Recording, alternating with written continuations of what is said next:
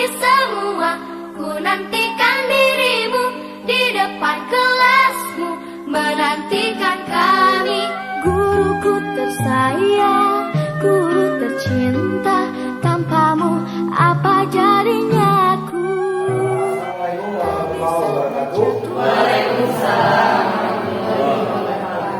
Alhamdulillahirrahmanirrahim.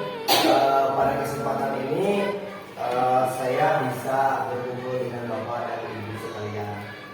Diawali dengan mengucapkan puji dan syukur kehadirat Allah Subhanahu wa taala yang senantiasa memberikan rahmat dan karunia-Nya pada kita.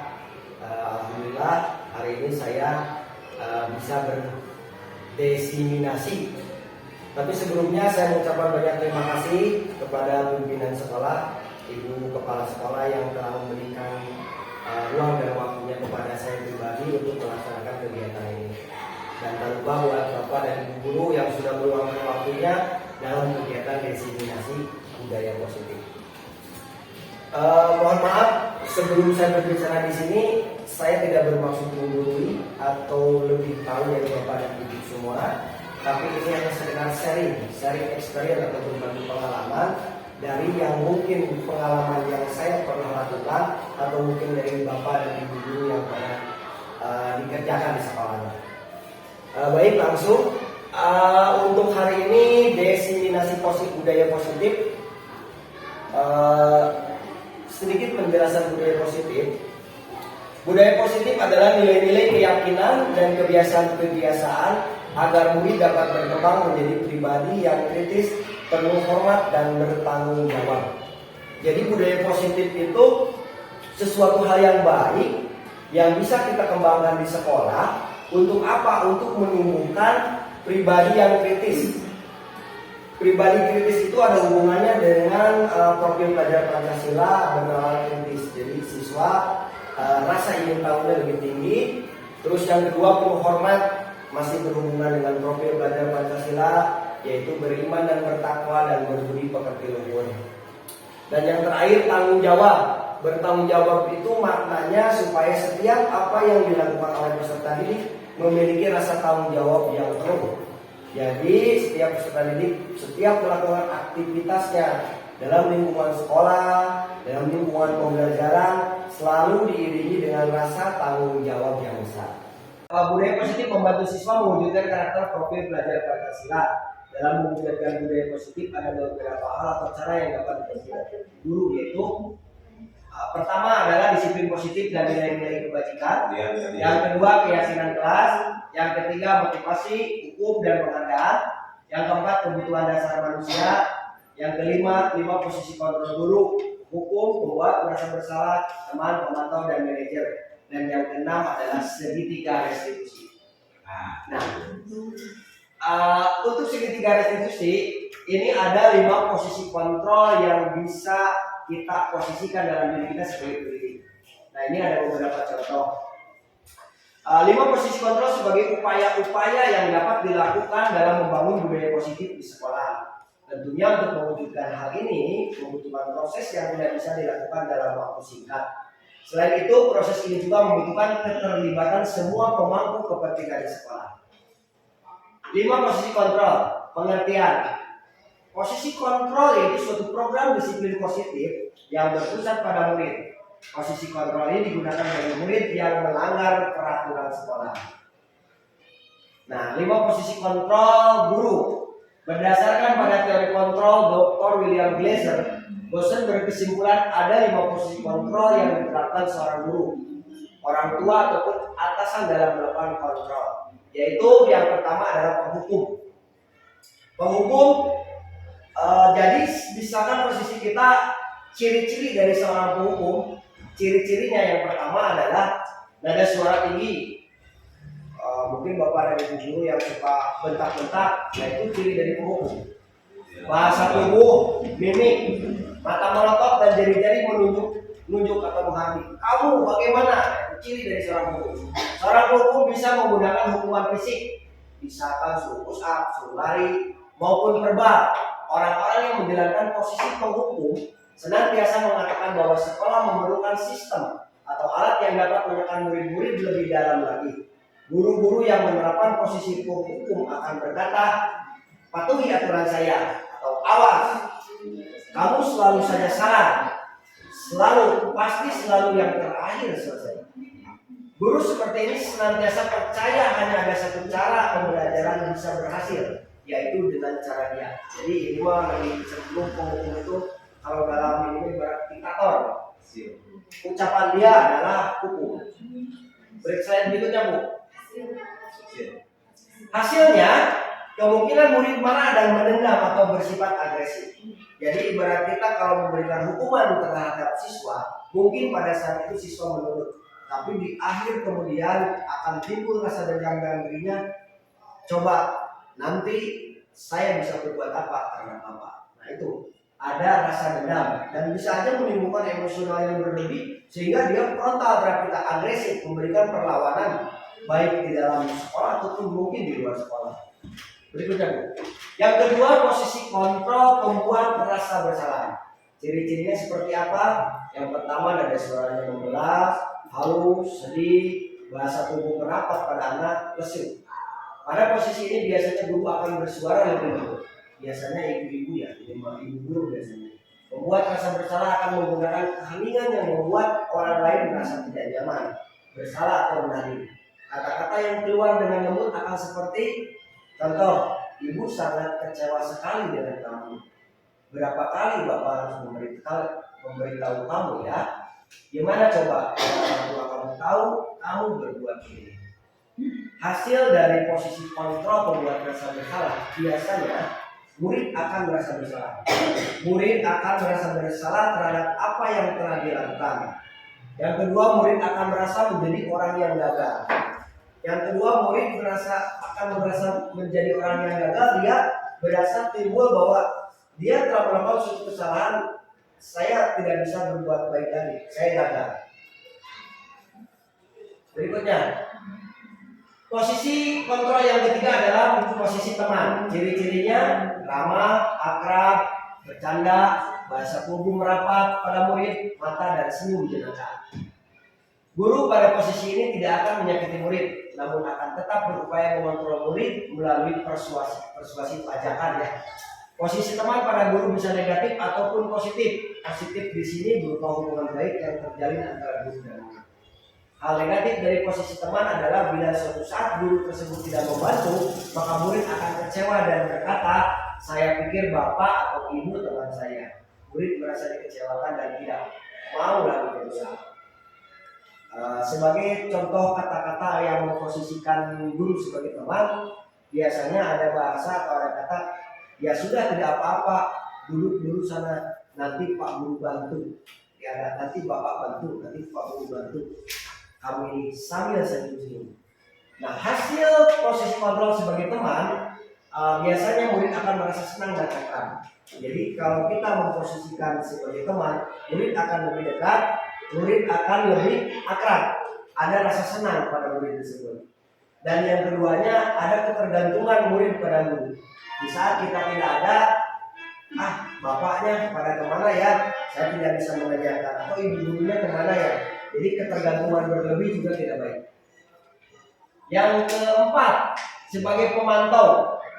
Ciri-cirinya, nada suara datar, bahasa tubuh yang formal. Memantau berarti mengawasi. Pada saat kita mengawasi, kita bertanggung jawab atas perilaku orang-orang yang kita awasi. Biasanya untuk posisi kontrol pemantau ada pertanyaan-pertanyaan yang muncul dalam guru yang memposisikan kontrol sebagai pemantau. Pertanyaan yang diajukan seorang pemantau biasanya seperti ini ya. Peraturannya apa? Apa yang telah kamu lakukan? Sanksi atau konsekuensinya apa? Jadi lebih fokus ke sanksi atau konsekuensi yang sudah disepakati bersama. Jadi misalkan anak melakukan sesuatu, aturannya sudah jelas, guru sebagai pemantau atau pengawasi, dia tinggal nanya, kamu melakukan kesalahan ini, kamu tahu nggak konsekuensinya apa? Nah, seperti itu. Jadi hasilnya kemungkinan untuk posisi sebagai pemantau adalah murid memahami konsekuensi yang harus dijalankan. Jadi setiap kesalahan yang dia lakukan, setiap perilaku yang salah yang dia perbuat, murid sudah tahu konsekuensinya apa yang akan dia terima. Untuk posisi kontrol yang kelima, itu posisi kontrol sebagai manajer. Ciri-cirinya apa? Yang pertama, nada suara tulus. Jadi posisi manajer itu lebih tulus dalam berusaha. Bahasa tubuh tidak kaku, bahasa tubuhnya lebih fleksibel dan mendekat pada murid. Jadi ada kedekatan pada murid. Posisi terakhir manajer adalah posisi di mana guru berbuat sesuatu bersama dengan murid, mempersilahkan murid mempertanggungjawabkan perilakunya, mendukung murid agar dapat menemukan solusi atas permasalahan sendiri. Seorang manajer akan berkata, ini ciri-ciri seorang manajer. Biasanya dia akan berucap atau berkata, apa yang kita yakini? Dia akan mengembalikan ke keyakinan kelas. Misalkan dari keyakinan kelas yang mereka sepakati, Anda tahu nggak keyakinan kelas kita ini apa? Terus yang kedua, jika kamu meyakininya, apakah kamu bersedia memperbaikinya? Jika kamu memperbaiki ini, hal ini menunjukkan apa tentang dirimu? Apa rencana kamu untuk memperbaiki hal ini? Jadi dia posisi sebagai manajer lebih masuk ke dalam diri mereka, menanyakan, membentuk kesadaran dalam diri mereka apa yang telah dia berbuat, apakah itu sesuatu yang baik, apa itu sesuatu positif atau negatif, dan langkah apa yang akan dia jalani setelah dia melakukan itu. Kalau misalkan itu suatu kegiatan yang negatif, dia akan menanyakan, apakah kamu menyadari apa tindakan kamu seperti apa. Nah, terus duduk bersama memberikan jalan keluar. Nah, sekarang kalau kamu merasa bahwa itu tindakan yang salah, menurut kamu, bagaimana nih jalan keluar terbaik? Apa yang akan kamu lakukan? Nah, dikembalikan keyakinan itu motivasi, nilai-nilai kebajikan yang ada dalam dirinya. Nah, nanti kemungkinan hasilnya adalah murid dapat menjadi pribadi yang mandiri. Murid akan menjadi pribadi mandiri, merdeka dan bertanggung jawab atas segala perilaku dan sikapnya, yang pada akhirnya dapat menciptakan lingkungan positif, nyaman dan aman. Jadi posisi yang paling baik menurut saya dan mungkin menurut Bapak dan Ibu guru adalah posisi sebagai manajer. Nah, slide berikutnya. Nah, ini budaya positif segitiga restitusi. Kita akan mempelajari segitiga restitusi. Segitiga restitusi itu adalah 3 sisi, segitiga sama sisi, di mana masing-masing sisinya itu beberapa tindakan. Tahapannya boleh bisa tidak berurutan, karena ini tidak poin 1, 2, 3, tapi bisa aja kita melakukan dari poin 2, bisa dilakukan dari poin 3, dan bahkan dari poin 1. Tetapi memang alangkah baiknya secara berurutan. Nah, apa aja dari ketiga sisi tersebut? Yang pertama adalah validasi tindakan yang salah. Bagaimana cara melakukan validasi tindakan yang salah dari kasus yang kita hadapi, dari kasus yang sering kita temukan? Bagaimana caranya? Misalkan ada beberapa pertanyaan, misalkan menanyakan, kamu tentu punya alasan mengapa melakukan itu. Jadi tujuannya apa? Kita masuk ke dunia mereka, mengapa dia melakukan tindakan itu. Kita memposisikan, adakah cara yang lebih efektif untuk mendapatkan apa yang kamu butuhkan? Nah, jadi validasi tindakan yang salah itu seolah-olah kita masuk ke perilaku dia, seolah kita ada di posisi dia. Bapak ngerti posisi Anda, Bapak ngerti kamu marah, seperti itu kurang lebih. Yang kedua, sisi berikutnya adalah menstabilkan identitas. Menstabilkan identitas itu bisa ke ini, misalkan kita ngerti posisi mereka, bagaimana cara supaya mereka ini lebih memahami tentang tindakan itu. Dan sisi berikutnya adalah menanyakan keyakinan kelas. Keyakinan kelas sebenarnya sudah dibentuk lahir dari kesepakatan kelas. Kesepakatan kelas lahir dari keinginan peserta didik untuk menciptakan lingkungan kelas belajar yang enak dan nyaman seperti apa. Nah, nanti dari kesepakatan kelas itu akan membentuk keyakinan kelas yang merupakan nilai-nilai kebajikan universal yang terbentuk dalam dirinya, dan itu sudah menjadikan motivasi intrinsik. Jadi motivasi dalam diri yang benar-benar yakin bahwa itu sesuatu yang baik, itu sesuatu yang benar dan harus saya kerjakan. Nah, ini prinsip-prinsip utama dari teori kontrol. Langkah 1, menstabilkan identitas atau stabilitas identity.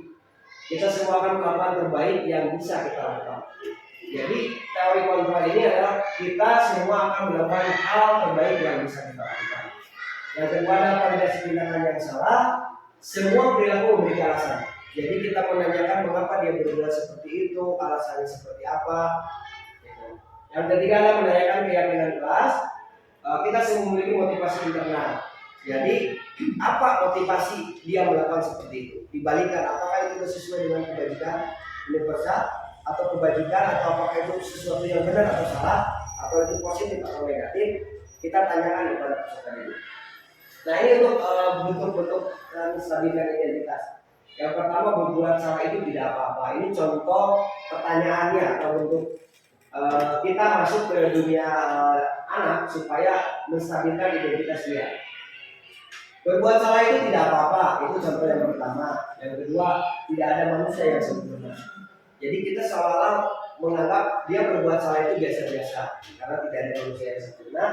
Yang ketiga, saya juga pernah melakukan kesalahan seperti itu. Jadi menganggap bahwa kita atau kita juga sebagai guru pernah seperti itu, pernah seperti mereka itu. Yang keempat, kita bisa menjelaskan ini. Dan yang kelima, Bapak Ibu tidak tertarik mencari siapa yang salah. Bapak Ibu ingin mencari solusi dari permasalahan ini. Jadi tidak menyalahkan siapa yang benar, siapa yang salah, tapi fokus ke penyelesaian masalahnya. Nah, keenam, kamu berhak merasa begitu. Jadi memposisikan jika kita di posisi anak dengan diposisikan seperti itu, maka kita juga kemungkinan akan berbuat seperti itu. Gitu. Yang ketujuh adalah, apakah kamu sangat senang menjadi teman yang baik buat diriku sendiri? Ini pertanyaan yang menganggap situasional, jadi kenyamanan dia dengan posisi itu, apakah kamu senang atau tidak. Nah, validasi tindakan yang salah adalah kamu bisa melakukan yang lebih buruk dari ini ya. Kamu pasti punya alasan mengapa melakukan ini. Kamu patut bangga pada dirimu sendiri karena kamu telah melindungi sesuatu yang penting buatmu. Kamu boleh mempertahankan sikap itu, tapi kamu harus menambahkan sikap yang baru. Ini beberapa contoh.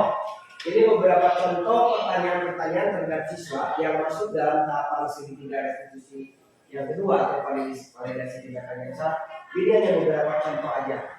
Biasanya yang sering kita lakukan itu, kamu pasti punya alasan mengapa kamu melakukan itu. Itu pasti. Di rata-rata, ibu dan bapak guru di sini yakin punya pengalaman seperti itu. Misalkan, kenapa nak kamu begitu, alasannya kenapa? Nah, yang terakhir sisi berikutnya yaitu menanyakan keyakinan kelas. Poin satu, apa yang kita percaya sebagai kelas atau keluarga. Jadi makna dari poin ini adalah kita percaya bahwa dalam suatu kelas atau dalam suatu keluarga itu ada beberapa nilai yang harus kita sepakati. Kita tularkan kepada peserta didik, kesepakatan kelas itu menjadi bentuk keyakinan yang tertanam dalam dirinya. Jadi jadikan kelas itu suatu tatanan keluarga yang di dalamnya terdapat ada nilai-nilai positif. Yang kedua, apa nilai-nilai umum yang telah kita sepakati? Nah, nilai-nilai umum yang telah kita sepakati itu bukan berasal dari murid, tapi berasal dari murid. Apa yang menjadi impian murid supaya kelas ini nyaman? Apa yang menjadi keinginan murid supaya lingkungan pembelajaran ini baik dan enak, kondusif. Yang ketiga, apa bayangan kita tentang kelas yang ideal? Ini semacam mimpi. Kita menginginkan kelas ideal seperti apa? Apakah kita menginginkan murid-muridnya baik-baik atau teratur, atau muridnya pintar-pintar? Nah, dalam hal ini ada motivasi dalam diri kita untuk membuat kelas ideal itu seperti apa? Dengan cara apa? Dengan cara berkolaborasi, kita menggali apa yang menjadi keinginan murid, kita tuangkan dalam bentuk keyakinan kelas. Nah, ini untuk keyakinan kelas, budaya positif yang terakhir dalam restitusi. Ada nilai keyakinan dan kebiasaan-kebiasaan sekolah yang berpihak pada peserta didik agar peserta didik dapat berkembang menjadi pribadi yang kritis, menghormat dan bertanggung jawab. Hal seperti budaya positif yang dapat dikembangkan dan dilakukan dengan keyakinan adalah mengapa keyakinan kelas? Ini pertanyaan yang menarik. Kenapa harus keyakinan kelas, tidak yang lain? Karena ibarat kayak dalam ruang lingkup yang lain. Jadi keyakinan kelas itu semacam keinginan dari anak, dari peserta didik. kita tampung secara bersama, kita kaitkan dengan kebajikan universal yang sudah ada dalam lingkungan kita. Terus kita kelompokkan apakah keinginan anak seperti ini masuk ke poin mana, keinginan anak seperti ini masuk ke poin mana. Nanti kita tuangkan dalam kesepakatan kelas.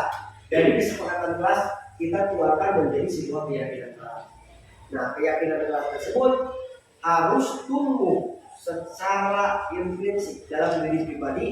Jadi semacam dorongan dalam diri bahwa itu adalah sesuatu budaya positif yang harus kita jalani, kita jalankan dengan cara yang bertanggung. Keyakinan merupakan nilai kebajikan, prinsip-prinsip universal yang disepakati bersama. Nah ini nilai-nilai universal. Lepas dari latar belakang suku, negara, bahasa maupun agama, keyakinan akan lebih motivasi seseorang dari dalam atau motivasi secara intrinsik. Jadi motivasi dalam diri. Seseorang akan lebih tergerak dan bersemangat untuk menjalankan keyakinannya daripada hanya sekedar mengikuti serangkaian peraturan. Jadi bagaimana caranya kita menumbuh kembangkan, menstimulus, merangsang peserta didik untuk memiliki motivasi intrinsik untuk melaksanakan segala nilai-nilai kebajikan ini. Nah ini nih ciri-ciri keyakinan kelas. Yang pertama bersifat lebih abstrak daripada peraturan yang lebih rinci dan konkret. Kenapa lebih abstrak? Karena biasanya kalau peraturan yang lebih rinci itu ada kata-kata jangan, tidak boleh. Nah kalau keyakinan kelas itu lebih ke misalkan contoh saling menghargai. Saling menghargai itu lebih abstrak dan lebih universal maknanya. Saling menghargai dan menyayangi. Tapi kalau dalam konteks peraturan bisa aja jangan menghina atau jangan melakukan bullying. Maka jangan itu bukan ciri dari keyakinan kelas. Yang kedua, tugas keyakinan kelas berupa pernyataan universal yang dibuat dalam bentuk kalimat positif. Jadi kalimat positif, kalau kalimat negatif jangan. Mulai tadi saya contohkan. Kalau kalimat positifnya saling menghargai sesama teman. Kalau kalimat negatifnya jangan pernah menghina teman, jangan pernah membuli teman, jangan pernah. Jadi terlalu banyak. Jadi speknya terlalu banyak. Kalau keyakinan kelas itu maknanya universal, tapi bisa kita tafsirkan atau bisa lebih luas lagi. Yang ketiga, keyakinan kelas tidak dibuat dalam jumlah banyak sehingga mudah diingat dan dipahami semua. Jadi keyakinan kelas itu hanya semacam suatu makna kata yang sederhana tetapi maknanya luas. Nah, poin 4, keyakinan kelas berupa sesuatu yang dapat diterapkan di lingkungan kelas tersebut. Nah, ini bisa kita buat dalam lingkungan kelas. Ini kelas itu udah bagus, udah ada. Ya, udah ada keyakinan kelasnya. Poin kelima, pembuatan keyakinan kelas melibatkan semua warga kelas melalui kegiatan curah pendapat. Jadi produk pembikinan keyakinan kelas itu bisa berdasarkan musyawarah mufakat, menggali keinginan dari peserta didik seperti apa kelas kita, apa yang ada dalam pemikiran kalian kelas ideal seperti apa. Yang keenam, keyakinan kelas ditinjau kembali dari waktu ke waktu, karena yang namanya zaman itu selalu berubah dari waktu ke waktu, dari masa ke masa. Maka alangkah baiknya kita meninjau ulang apakah keyakinan kelas sudah sesuai dengan zamannya. Seperti kata pepatah, zaman jangan dilawan tapi harus dijadikan kawan. Nah, untuk berikutnya, tujuan mengenalkan keyakinan kelas kepada peserta didik. Jadi tujuannya mengenalkan keyakinan kelas kepada peserta didik. Jadi setiap keyakinan kelas yang sudah disepakati dan bersama itu wajib dikenalkan supaya apa tumbuh dan berkembang dalam hati peserta didik akan tugas dan tanggung jawabnya. Yang berikutnya musuh keyakinan bersama peserta didik. Keyakinan kelas tidak dibikin secara sepihak oleh guru, karena guru juga ini pembentukan keyakinan kelas sebagai bentuk musyawarah mufakat, pengamalan Pancasila sila keempat, demokrasi. Di lain sisi juga ada bentuk kolaborasi di situ. Adanya kolaborasi antara guru dengan peserta didik. Yang ketiga, membiasakan penerapan keyakinan untuk menumbuhkan self disiplin pada peserta didik. Self disiplin itu disiplin pribadi pada peserta didik. Pembiasaan budaya positif seperti yang kita jalani di sekolah kita itu sedikit besarnya menumbuh kembangkan, menjadikan budaya positif tersebut akan berada dalam lubuk hati hatinya bahwa itu suatu tugas dan tanggung jawab yang secara sukarela dia jalani. Nah, langkah-langkah menyusun keyakinan kelas. Yang pertama, tanya pendapat murid. Langkah pertama untuk pembuatan keyakinan kelas adalah bertanya kepada murid tentang bentuk kelas impian mereka. Semua murid menjawab secara antusias. Pertanyaan yang diberikan, jawaban mereka berikan antara lain kelas yang bersih, rapi, nyaman, indah dilihat dan tentram. Guru dan murid saling menghormati, selalu bekerja sama, tolong menolong, belajar dan tepat waktu. Tanyakan ide dari murid untuk mencapai kelas impian. Hal ini memberi kesempatan murid dilibatkan dalam pengaturan kelas.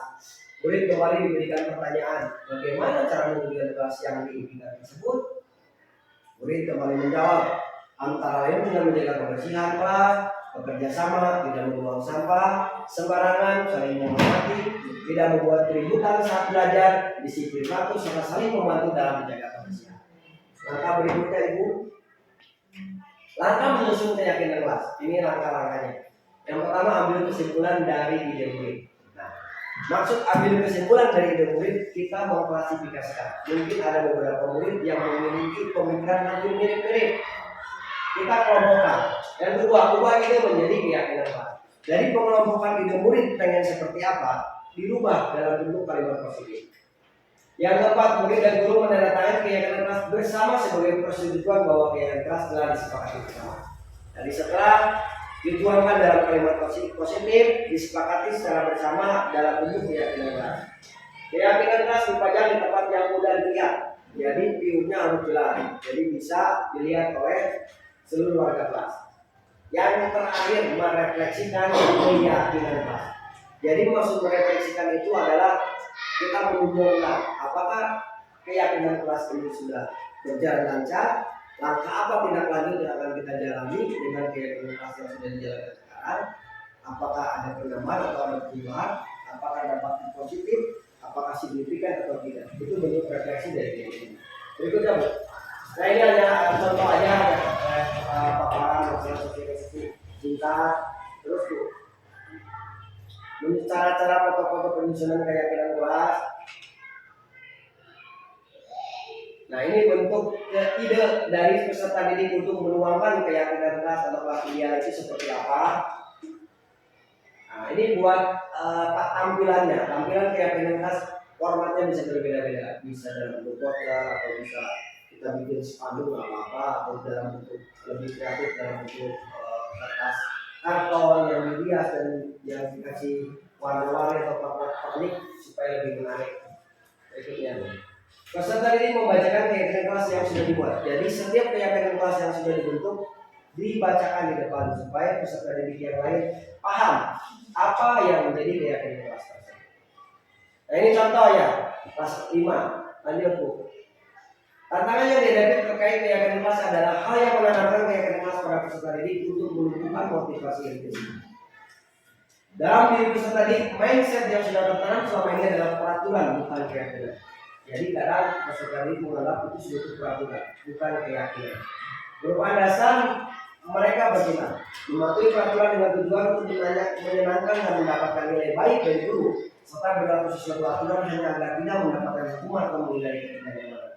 Sehingga untuk mengubah mindset peserta didik dan mengubah orientasi tindakan mereka dari motivasi intrinsik ke motivasi intrinsik, dari motivasi ekstrinsik ke motivasi intrinsik, inilah yang menjadi tantangan utama. Perlu banyak waktu untuk berproses dan berkomitmen untuk mewujudkannya. Berikutnya, Bu. Tetap semangat mewujudkan generasi milenial sebagai pembelajar sepanjang hayat sesuai dengan profil pelajar Pancasila. Terima kasih. Mungkin segitu presentasi dari saya, diseminasi, dan untuk tahapan berikutnya saya buka sesi tanya jawab. Ya, silakan barangkali ada pertanyaan. Ya, silakan Bu Novi. Dalam melaksanakan budaya positif di sekolah kita, tentu saja akan mengalami kendala atau hambatan, terutama dari peserta didik. Nah, yang saya ingin tanyakan, bagaimana mencari solusi dari hambatan-hambatan itu menurut Bapak? Baik, terima kasih pertanyaan yang luar biasa dari Bu Novi. Kalau menanyakan tentang bagaimana mencari solusi atau jalan keluar terbaik untuk mengatasi hambatan-hambatan tentang budaya positif di sekolah kita. Yang pertama itu kita harus saling berkolaborasi kalau menurut saya. Pertama, kita berkolaborasi dengan pemangku kepentingan dalam hal ini ibu kepala sekolah. Yang kedua dengan ibu dan bapak guru yang mungkin dalam hal ini jauh lebih berpengalaman. Karena segala program apapun tanpa ada koordinasi dan kolaborasi tidak akan berjalan dengan baik. Itu langkah pertama. Yang kedua, bagi dalam diri kita selaku pendidik yang berhubungan dengan permasalahan tersebut, kita bisa mencari beberapa alternatif lain. Yang mungkin untuk secara pribadi kita bisa memanggil peserta didik tersebut, atau mungkin secara kelas kita memberikan sosialisasi. Dan berikutnya bisa saja kita mengusulkan suatu program budaya positif lain yang bisa menumbuhkan motivasi intrinsik pada peserta didik tersebut. Misalkan dengan adanya kita berkolaborasi dengan guru agama, misalkan Pak Wawan, kita mengadakan sholat dua berjamaah supaya lebih menguatkan aspek religinya, lebih menguatkan aspek karakter dan berkelakuan baiknya. Terus kita berkolaborasi dengan ibu perpustakaan dalam hal apa? Dalam budaya literasi dengan kegiatan Rabu-Reaton itu sebagai bentuk pembiasaan literasi peserta didik. Jadi ada keingintahuan membuat peserta didik menjadi kritis. Gitu. Mungkin segitu atau barangkali ada yang mau menambahkan dari rekan yang lain. Cukup, ya cukup. Pertanyaan berikutnya lagi Bu, satu pertanyaan lagi aja lah. Silakan Bu. Assalamualaikum. Bagaimana cara agar pelaksanaan budaya positif tetap konsisten? Ya, bagus, terima kasih Bu Betty ya. Emang konsistensi itu relatif susah Bu ya. Kenapa? Karena yang namanya mood manusia, yang namanya rasa keinginan manusia sekarang turun naik ya. Kadang kita lagi bersemangat-semangatnya, kita bikin program baik seperti itu. Tapi kadang-kadang di saat kita lagi tidak bersemangat, tidak turun. Nah, tip dari saya pribadi khususnya, bagaimana caranya? Ya kita kan di sini guru itu kan banyak ya. Jadi langkah pertama kita berkolaborasi tetap Bu, karena kolaborasi itu inti dari sebuah instansi Bu ya. Karena di saat kita pribadi misalkan ada kegiatan kita lagi ada sedikit masalah sehingga semangat kita menurun, mungkin ada guru lain yang saling mengingatkan. Supaya apa? Supaya keberlangsungan program-program budaya itu tetap berlangsung di sekolah. Jadi kita saling mengingatkan sehingga tidak ada dampak ke peserta didik, tidak ada dampak ke peserta didik. Kalaupun misalkan ada beberapa peserta didik yang merasa turun semangatnya, kita bisa tambahkan lagi kegiatannya. Kita bisa support lagi, kita bisa masukkan lagi kegiatan-kegiatan positif lainnya. Kalaupun misalkan diri kita sendiri semangatnya lagi di bawah, siapa tahu kita kolaborasi dengan guru yang lain bisa ngasih solusi terbaik. Jadi kita saling punya. Jadi kalau menurut pendapat saya dalam suatu instansi itu, kenapa kita perlu kolaborasi? Karena kolaborasi itu ibarat kendaraan. Saya supirnya, Ibu Indah bannya, Ibu Silvi akinya, Pak Denny businya. Sekalipun ada bannya, saya supirnya jago, Bu Ina ini jago, giliran businya tidak jalan, nggak bakalan jalan itu mobil. Betul nggak? Ya, jadi intinya dalam segala permasalahan baik itu budaya positif ataupun hal-hal lain yang berhubungan dengan instansi atau lembaga, langkah terbaik menurut saya selain tauladan dari kita selaku pendidik, alangkah baiknya kita menjalin kolaborasi, komunikasi, karena itu hal yang terpenting untuk menjadikan suatu instansi atau suatu lembaga berjalan dengan baik. Mungkin terima kasih, sesi tanya jawab sudah saya tutup. Terima kasih atas perhatian Bapak dan Ibu guru. Yang pertama, kembali saya ucapkan terima kasih kepada Ibu Kepala Sekolah yang telah memberikan keluarga waktunya kepada saya untuk memberikan sosialisasi diseminasi budaya positif. Mungkin dicukupkan sekian. Wassalamualaikum warahmatullahi wabarakatuh.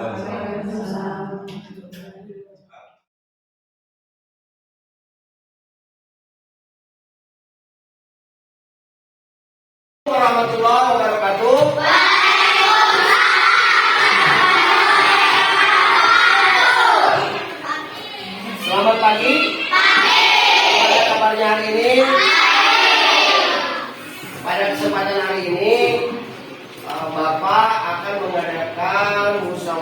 sepakat mengenai harapan dan keinginan kalian tentang situasi dan kondisi kelas kita.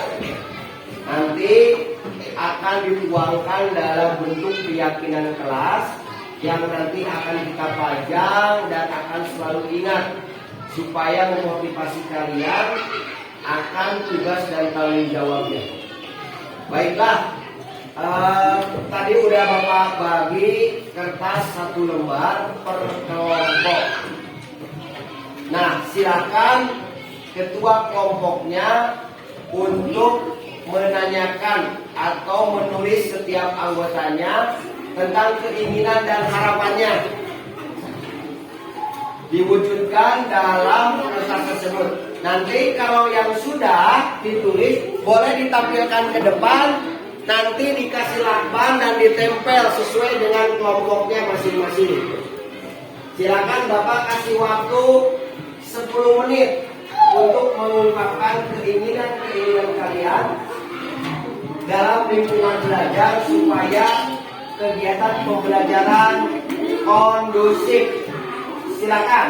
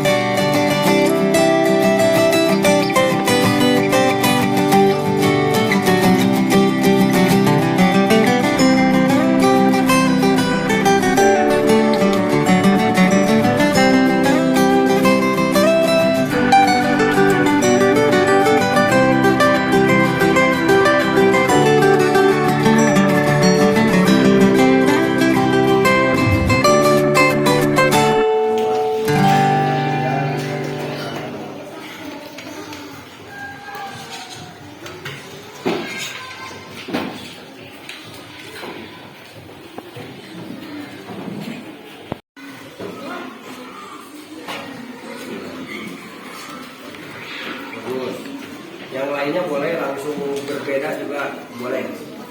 Ya, keinginan Repa, keinginan Alma, Ere, silakan tuangkan dalam itu, nanti boleh diwakilkan sama kedua kelompok ini.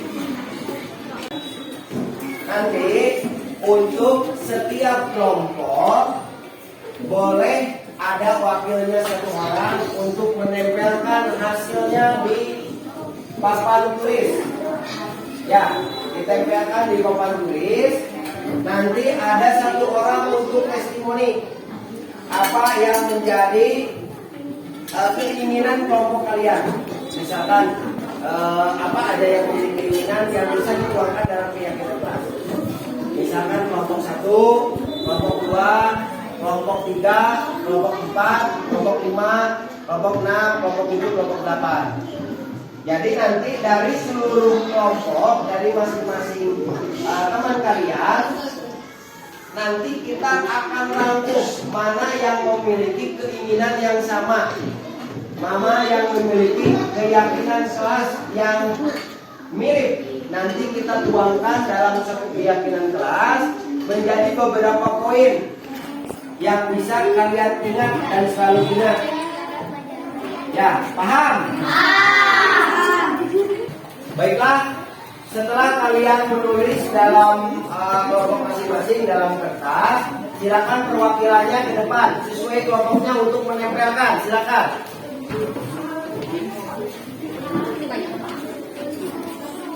Ya, bagus. Dari kelompok 1, silakan dari kelompok 2.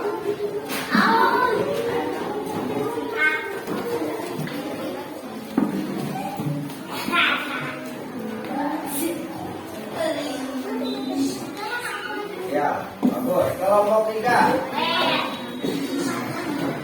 Kelompok 3.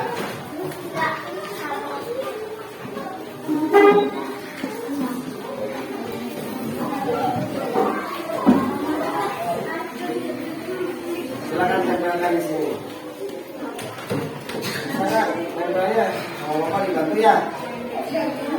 Ya, siap. Kelompok 4.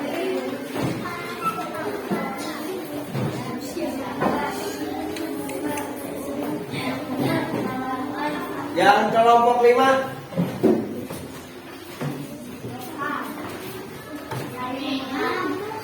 Kelompok 6.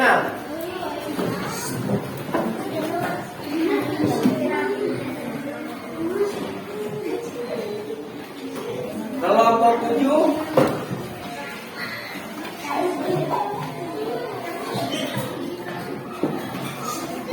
Kelompok 8.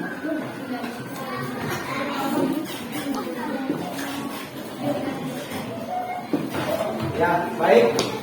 Terima kasih. Tepuk tangan buat teman saya.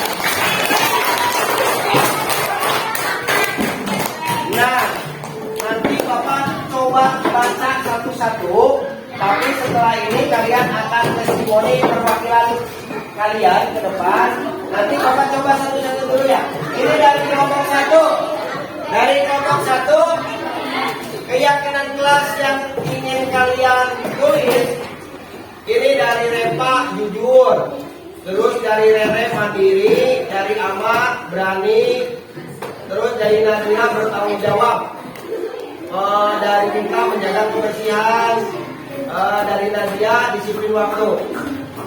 Nah ini bagus ya, tepuk tangan buat kelompok 1. Untuk kelompok 2, Puji, saling menghargai, tidak saling bully, Ilham saling bertanggung jawab, Dimas jujur, jadi saling menghargai dan menolong kalau menolong. Tepuk tangan buat kelompok 2. Buat kelompok 3, Najwa, ini rapi ya, kelas ini rapi, Senia bersih, Puji adanya rak sepatu, Salma pojok baca lebih rapi lagi. Ini ingin menjaga kebersihan, intinya bersih. Kelompok 4, dari kelompok 4, mana kelompok 4? Oh ini ya, Sabila saling menghormati, Saira disiplin waktu, Sagita jujur, Nurul menjaga kebersihan, Nuri saling menghargai, Naila bertanggung jawab. Kelompok 5, sampai sama jujur, tidak ribut kelas, disiplin, bertanggung jawab, dan kebersihan lingkungan. Ini kelompok 6 juga sama Pak Ojang. Ini ada intinya kebersihan ya. Terus kelompok 7, Gani disiplin, saling menghargai, disiplin waktu, berpakaian rapi. Kelompok 8 disiplin waktu, kelas selalu bersih, tidak saling membuli, saling menghargai, belajar sungguh-sungguh, bertanggung jawab dan saling menghormati. Baiklah, Bapak ucapkan terima kasih. Harapan dan keinginan kalian mudah-mudahan menjadi suatu keyakinan kelas. Ini akan disederhanakan, dikarenakan ini bahasanya banyak. Jadi nanti kita Bapak akan klasifikasikan menjadi satu bahasa yang mudah kalian pahami dan kita tuangkan dalam keyakinan kita. Waalaikumsalam warahmatullahi wabarakatuh.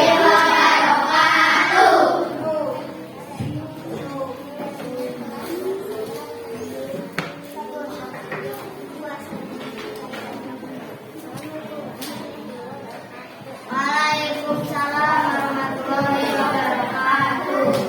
Warahmatullahi wabarakatuh. Waalaikumsalam warahmatullahi wabarakatuh.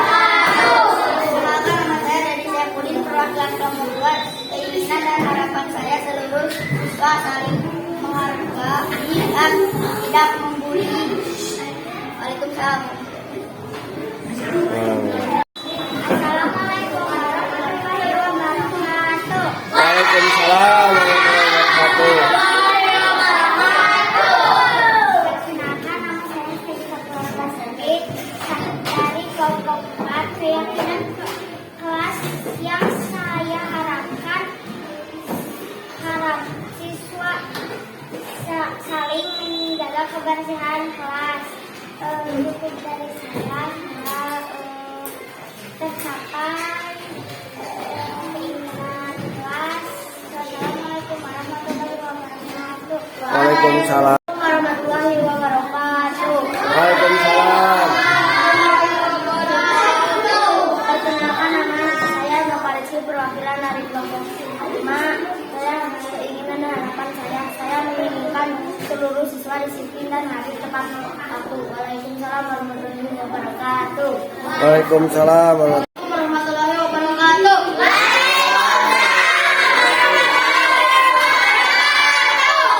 Nama saya Fauzia Maria Putra. Harapan saya tiap siswa punya rasa tanggung jawab dan peduli. Assalamualaikum warahmatullahi wabarakatuh. Waalaikumsalam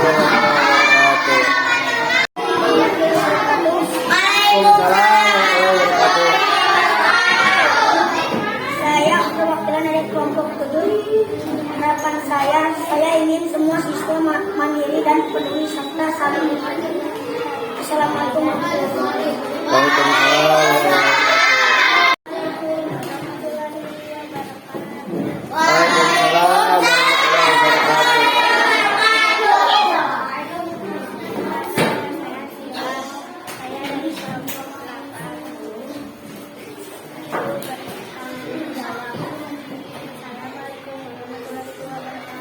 Waalaikumsalam warahmatullahi wabarakatuh.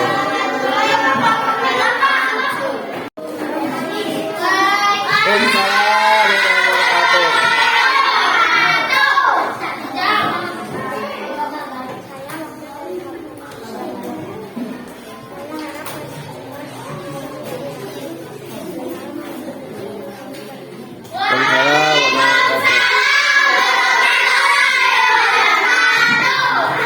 Terima kasih harapan dan keinginan kalian. Ya, mungkin untuk saat ini dicukupkan sekian. Nanti kita akan bikin produk keyakinan kelasnya dalam sebuah kertas yang nanti akan kita pajang dan mudah dilihat sama kalian. Terima kasih. Wassalamualaikum warahmatullahi wabarakatuh.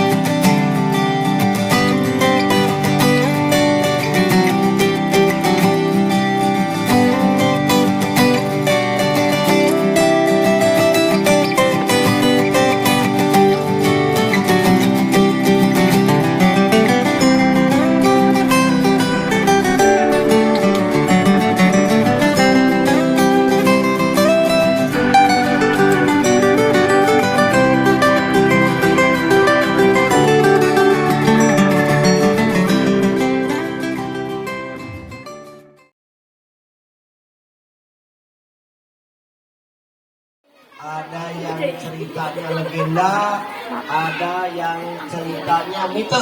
Kamu pernah belajar kayak gitu nggak? Bentuk-bentuk cerita, mite tentang dewa-dewa, fabel tentang cerita binatang, legenda itu silsilah dari suatu tempat. Nah, coba siapa di antara kalian yang tahu kenapa kita wajib adanya literasi? Ada yang bisa nggak? Jadi literasi itu diwajibkan supaya apa? Kalian banyak menambah pengetahuan. Dengan banyak menambah pengetahuan, kalian banyak tahu dan akhirnya tahu banyak.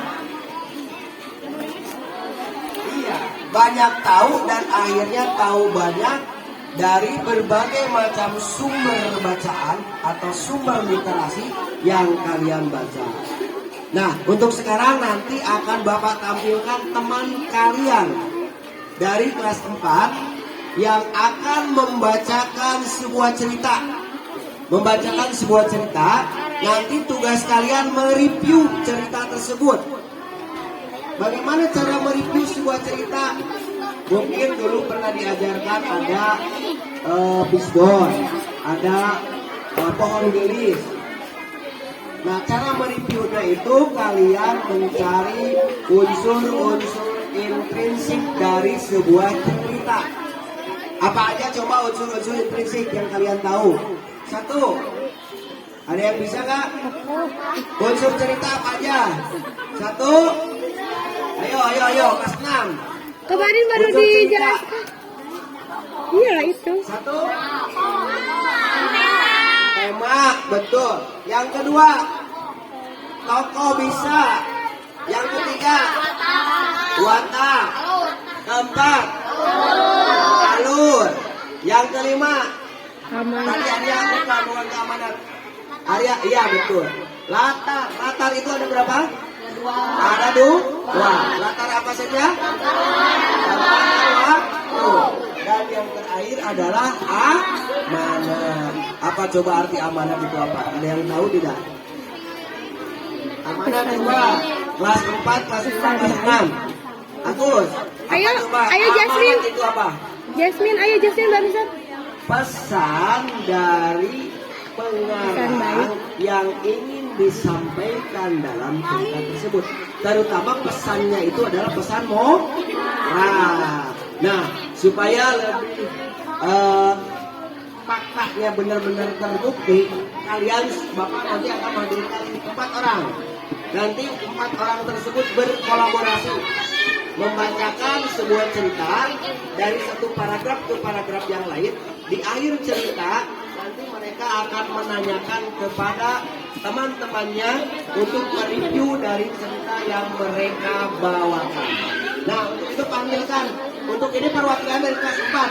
Silakan, Nopal, tunjukkan. Nopal. Ya, sebelumnya kita berikan salam literasi dulu buat keempat orang tersebut. Salam literasi. Salam literasi. Salam literasi. Salam literasi. Salam literasi. Silakan. Tadi yang dipanggil siapa? Nopal, Sabita, Naila, Ujung, Saila. Silakan maju ke depan.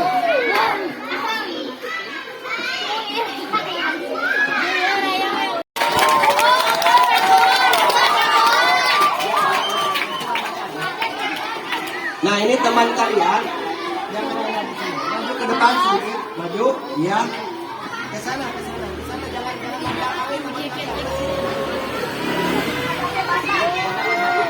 dari sana ada ke sini semua. Nah, silakan yang pertama mungkin boleh dari teman kalian, silakan Sakita. Dari salam literasi dulu. Assalamualaikum warahmatullahi wabarakatuh. Waalaikumsalam warahmatullahi wabarakatuh. Perkenalkan, nama saya Sakita Purnamasari. Perkenalkan, nama saya Nova Rizky. Perkenalkan, nama saya Naya Nurul Hasna. Perkenalkan, nama saya Sayyidah Khairan. Saya akan membacakan cerita tentang kucing hutan dan harimau hutan. Ada seekor kucing hutan yang sedang berjalan.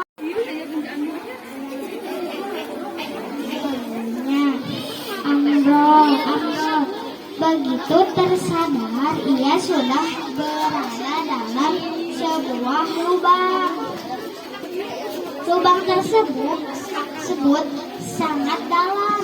Dalamnya lepaskan diri dari lubang tadi. Maka ia pun melompat sekuat tenaga. Ya, untuk selanjutnya dilanjutkan paragraf. Lanjut dulu. Namun usahanya itu sia-sia. Lubang itu terlalu dalam untuknya sehingga lompatannya tak dapat mencapai permukaan tanah. Ia pun dia ke lembah dan diam saja. Ia menyesali perbuatannya, berjalan sambil melamun. Nah, untuk paragraf berikutnya disambung oleh rekannya. Bacanya lebih lancar lagi dan lebih keras biar teman kalian bisa mendengar. Yo, silakan. Sekarang ia merasa gentar. Ia sangat takut seandainya tak dapat keluar dari lubang itu. Oleh karena itu, ia pun menangis sambil berteriak-teriak meminta tolong.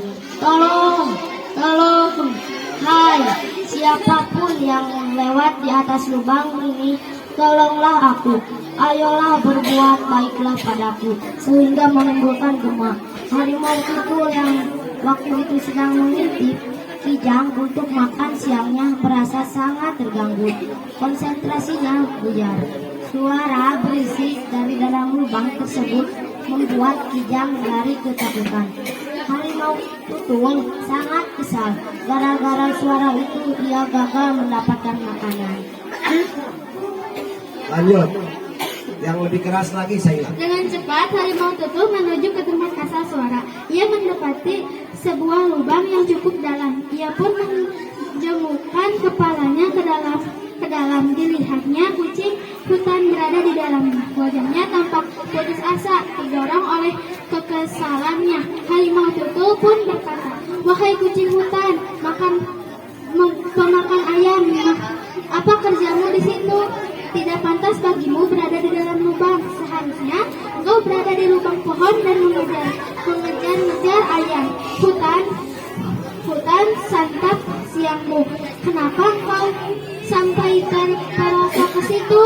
Coba ceritakan padaku bagaimana awal mulanya. Dasar tak tahu, diuntung teriakan minta awan. Gagalkan perburuanku.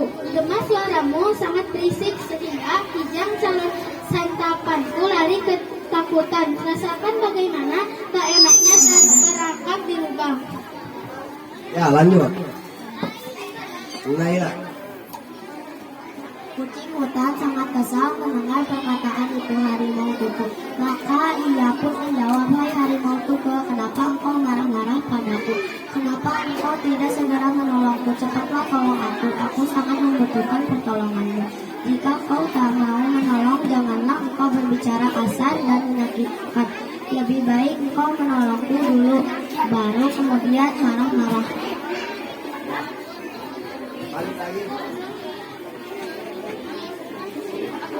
Cerita tersebut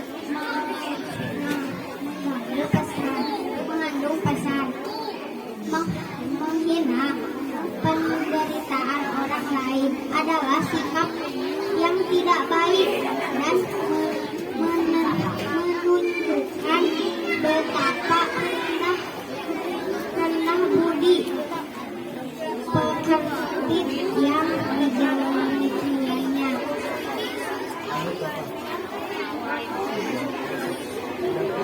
Mai.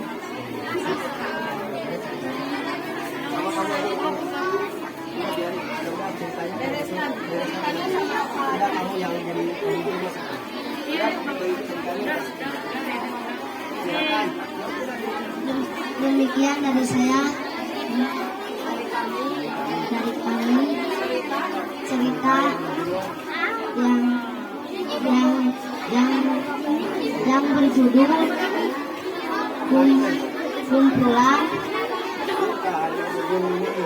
kumpulan cerita berjudul Kucing Hutan dan Harimau Tutul. Assalamualaikum warahmatullahi wabarakatuh.